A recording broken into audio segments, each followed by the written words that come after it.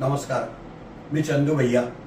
काल अक्कलकुवामध्ये शिवसेनेचा आदिवासी मेळावा होता आणि त्या मेळाव्यामध्ये मी भाषण करत असताना मी जे बोललो नाही ते दुर्दैवानं माझ्या तोंडात टाकण्यात आलं आणि त्याच्यावरून आज काही संघटना माझा निषेध करतात असं मला कळलं, कारण मी तर भोपाळमध्ये आलेलो आहे।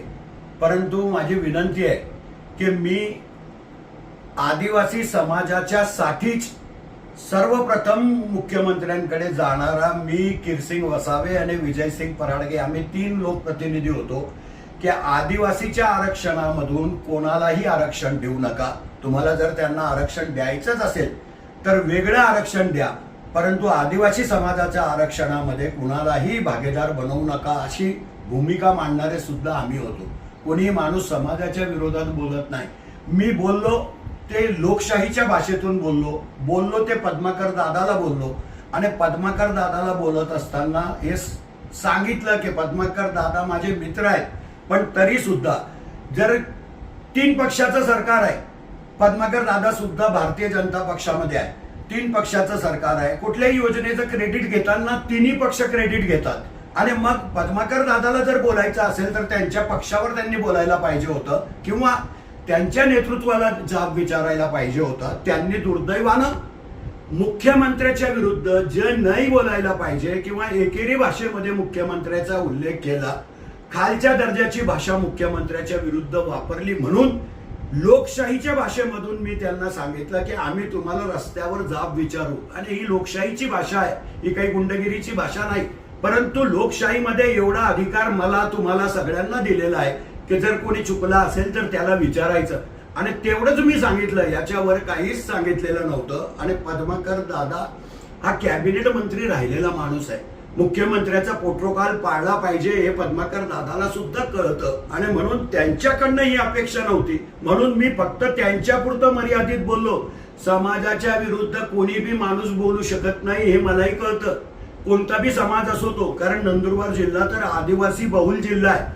आदिवासी समाजाचं नेतृत्व मान्य केलेलं आहे जनतेने, आम्ही सगळ्यांनीच, आणि या जिल्ह्यात राहायचं असेल तर आदिवासी माणूसच आमचा मोठा भाऊ आहे, या भूमिकेतूनच आम्ही वावरतो। पण दुर्दैवानं काही मंडळी स्वतःच्या राजकीय स्वार्थासाठी त्या भाषणाचा कुठंतरी गैरअर्थ लावतात आहे आणि निषेध करतात आहे। माझी त्यांनाही विनंती आहे, राजकारणाच्या खूप जागा आहेत, खूप ठिकाणी आपण राजकारण करू शकतो। आम्ही 50 वर्षापासून आदिवासी समाजाची सेवा करतोय, आम्हाला कोणाच्या प्रमाणपत्राची गरज नाही, पण आम्ही इमानदारीने, तुम्ही अजूनही 50 वर्षापासूनच्या म्हाताऱ्यापासून तर आजपर्यंतच्या तरुणांना विचारून घ्या की रघुवंशी परिवार सुद्धा आदिवासीची सेवा करण्यामध्ये या जिल्ह्यामध्ये अग्रेसर परिवार आहे। आणि म्हणून माझी भूमिका मी मांडली ती फक्त पद्माकर दादाच्या बद्दल मांडली की पद्माकर दादाने हे मुख्यमंत्र्याच्या विरुद्ध बोलायला नको होतं। आजही ते मी बोलतोय की मुख्यमंत्री पद्माकर दादा भारतीय जनता पक्षामध्ये आहे, मुख्यमंत्र्याला अपशब्द वापरून त्यांना काय अधिकार आहे? त्यांनी त्यांच्या पक्षाच्या नेत्यांच्या बद्दल बोलावं किंवा त्यांना जाब विचारावा, मुख्यमंत्र्याच्या बद्दल आदरने बोलावं, एवढीच माझी अपेक्षा होती आणि त्याच भावनेतून मी बोललो। रस्त्यावर जाब विचारू ही तर लोकशाहीची भाषा आहे, या देशामध्ये प्रत्येक माणूस म्हणतो की आम्ही विचारू। रस्त्यावरच नेत्यांना थांबवतात, विचारतात की तुम्ही असं बोलले का, तुम्ही असं केलं का, तुम्ही आम्हाला मदत करणार का? हे लोकशाहीचे संकेत आहे आणि लोकशाहीच्या व्यतिरिक्त मी काहीही बोललो नाही। कृपा करून जास्त माझा निषेध बी करू नका, मला मोठं करू नका।